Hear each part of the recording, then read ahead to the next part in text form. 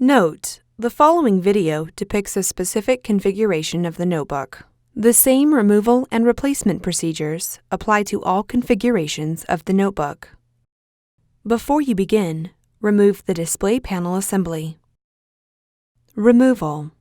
Carefully disconnect the battery cable from its connector on the system board. Important: make careful note of which wireless WAN antenna cable is connected to each terminal on the wireless WAN module for later replacement. Carefully disconnect the wireless WAN antenna cables from the wireless WAN module by grasping the connectors with a small pair of needle nose pliers or tweezers. Caution: use care when disconnecting the wireless WAN antenna cables from the wireless WAN module. Damaged cables or connectors can degrade notebook performance. Remove the 2mm P1 Phillips head screw that secures the wireless WAN module to the display enclosure.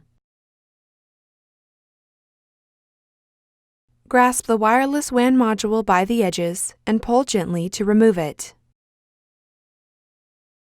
Place the wireless WAN module in a static dissipative bag. Replacement.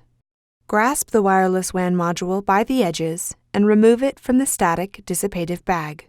Align the notch in the wireless WAN module with the key in the wireless WAN module slot on the system board. Gently insert the wireless WAN module into its slot on the system board. Replace the 2mm P1 Phillips head screw that secures the wireless WAN module to the display enclosure.